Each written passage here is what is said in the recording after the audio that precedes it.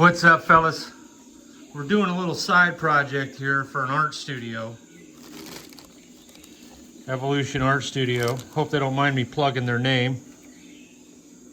They have requested a combustion system that can burn wax. I guess they have a casting foundry somewhere near them, or a foundry somewhere, and they have an abundance of this wax material. So they're looking to do some cast iron smelting, I believe. And they want to use this stuff right here. So I've got some items in place. We're going to be testing it out first on this burner, just to kind of proof the process. But the one thing I don't like about this is how dangerous this is. Just this pot just sitting here on top of this with all this hot wax in here. So I'm thinking about putting some legs off of this thing here, but we're going to basically start off with this. I've got some heating elements. I've got some different size heating probes, or heating elements, that we're going to mount here and there on this burner and on the supply line to see if we can get this process kicked off. I'm pretty sure we can make a combustion system using wax as a fuel. So we have the two heating probes mounted, one right on the fuel rail of the burner and the other one towards the back there by the valve. You can see that. And this ought to work. Okay, we have a pot of molten wax here. Do a quick temperature test before we start. And we're right at about 320 some degrees, which is well below the decomp temp of wax, so we're good. What I've got to do now is keep this line. I should have put a valve right here. Alright, here goes.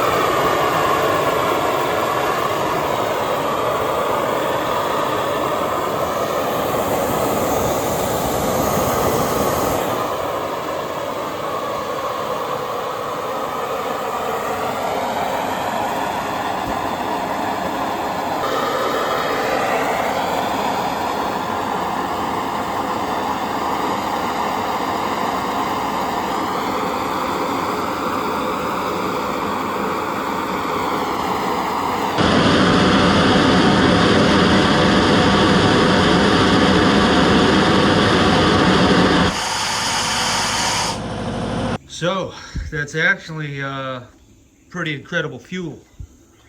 Anytime you can get a blue flame like that.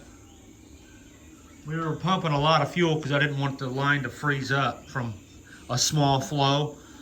If we have a very small flow of fuel coming down this copper line, there's a potential for a freeze. But if it's a large flow, the energy transport is sufficient to maintain the temperature of the copper coil to keep everything melted. The preheater's worked out great.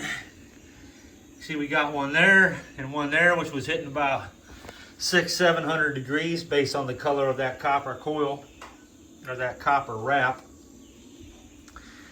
Anytime you see blue, you were at 600 Fahrenheit. If you see gray, you were at 700. Straw color is 400 degrees. So this is now clogged with wax, but it was worth it. That was pretty freaking cool. This test has validated the use of liquid wax as a fuel.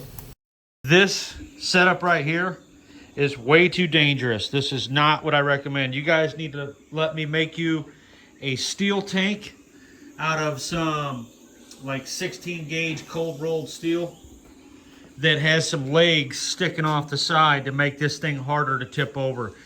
If you spill 327-degree wax on you, you're in a world of hurt. That is just an absolutely life-changing event. Also, this is a very thin metal. I don't trust this pot where we have the hose hooked up to the front. This is like a freaking 28 gauge to a 38 gauge metal. It's China thin. China gauge. That's what it is. So I'm going to get this info your way. Now, this is not the burner that I'm recommending for you guys. Here is the burner that I would recommend for you guys.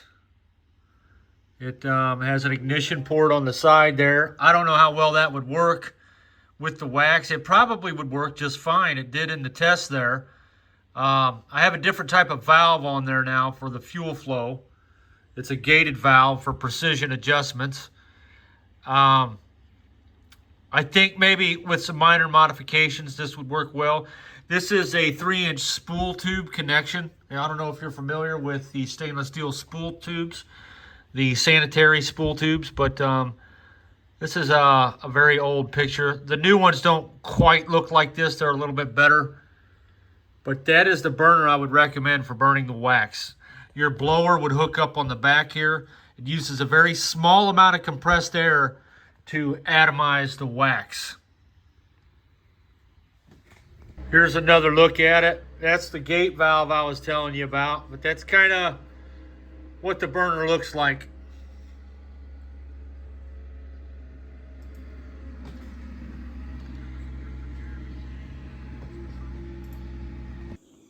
This was simply to validate the prospect of wax as a fuel. Another thing we need to look into is what is the substance used to pigment this wax. We got to be careful about that. If there's some type of chromium compound used to give it that red color, then this is a very toxic vendetta. So we need to find out what is in that wax and be mindful of that. I don't know what the pigmentation that's in this wax consists of. We'd have to figure that out first and foremost. We don't know what we're burning here.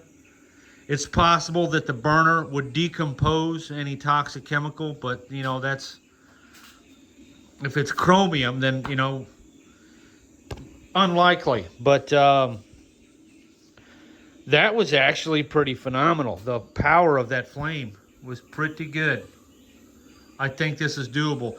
The burner I recommend is similar to the ones that I've already sold Jeremy, but I would offer a propane assist ignition system in that case. We'd probably want to light the furnace on propane, then inject the wax, and then draw back on the propane. So we're going to take a look at an example of what that process looks like using this burner here. And this also avoids explosion hazards. We are going to make a very rich combustion condition that inhibits an explosion because there's not enough oxygen. So you see here, we're starting off with a little bit of propane, but with my luck, the sun comes out every time I start to roll, so we can't really see the flame there, but you can get a good look at it right here. We've got a good propane flame in there, preheating everything, and we are now going to turn on the oil, as you see there, or in your case, it will be the wax. So we now have turned on the wax. The flame will increase in size. We're going to turn the air up just a little bit, and then we are going to withdraw the propane assist that you see right there. I just turned it off. So now we would be on pure wax in your case, and we would turn the air up to the desirable operating condition, maybe make some fuel adjustments, and we're off to the races, ready to smelt 200 pounds of cast iron like it ain't no thing.